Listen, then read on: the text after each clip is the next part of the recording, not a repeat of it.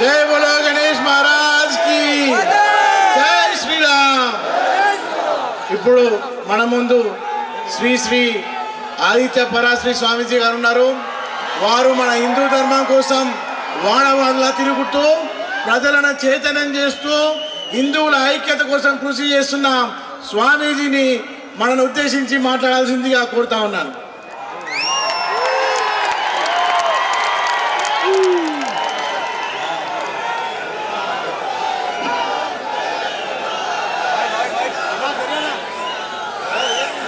అందరూ ఒక్కసారి గట్టిగా ముక్త కంఠంతో ఒకే ధ్వనితో మనం చేస్తున్న పోరాటం శత్రువుకి దడ పుట్టించేటట్టుగా గట్టిగా చెప్పాలి.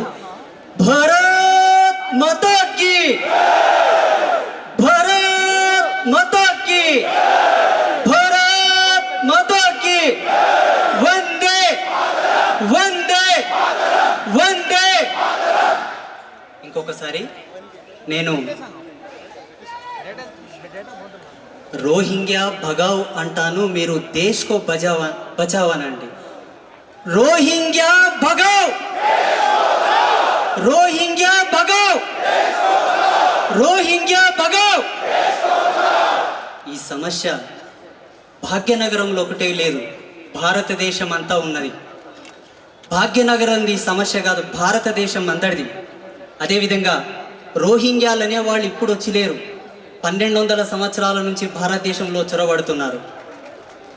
వచ్చిన షాజహాన్ ఎవడు, వాడు ఒక రోహింగ్యనే.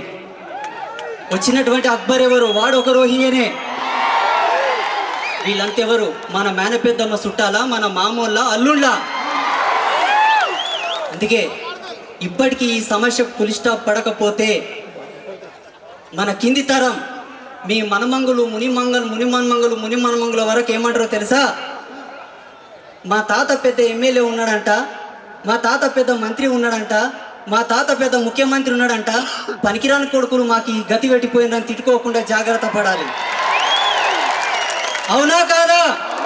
అవునా కాదా? ఆ గతి మన మనమంగులు మనల్ని అనకుండాలంటే టైగర్ రాజా సింగ్ గారిని ప్రధానమంత్రి చేయాలి. రాజా సింగ్ గారిని ప్రధానమంత్రి చేయాలని ఎంతమంది కోరుకుంటున్నారు?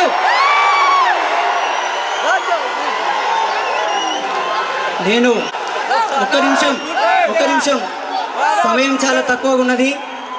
మీరందరూ కేరింతలు పెట్టి మీరందరూ ఉత్సాహపడాలని విషయం చెప్పట్లేదు.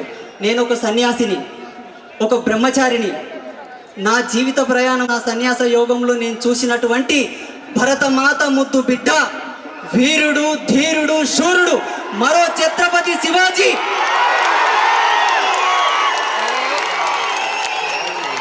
గౌరవ రాజాభాయి లోపల అన్ని కళలు ఉన్నాయి. రాజనీతి ఉంది, ధర్మం ఉన్నది, వీరత్వం ఉన్నది, సాంసారికమైనటువంటి ధర్మం ఉన్నది భారతదేశంలో. మరొకసారి ఈ సభా వేదికగా మీకు అందరికి ఒక గౌరవప్రదమైనటువంటి ఆశీర్వాదం ఏమిటంటే, సనాతన ధర్మం ఎప్పటికీ ఉంటుంది. పంచభూతాలు ఉన్నంత వరకు, సూర్య చంద్ర నక్షత్ర గ్రహరాశి మండలం ఉన్నంత వరకు సనాతన ధర్మం ఉంటుంది. సనాతన ధర్మాన్ని ఎవడన్నా తీసివేయాలని చూస్తే మొట్టమొదటి ఈ ప్రకృతి లేని నాడు సనాతనుడు అనేవాడు ఉండడు. అందుకే నీ తాత ముత్తాతల కాంటి ధర్మాన్ని చెరిచివేయాలి, తీసివేయాలని చూశాడు. ఎవడు కూడా ఏం చేయలేకపోయాడు. అందుకే ప్రతి ఒక్కరు ఒక విషయాన్ని బాగా గుర్తుపెట్టుకోవాలి. గెలికింది మీరు, ఆరంభం చేసింది మీరు, దీన్ని ఆపాల్సింది కూడా మీరే.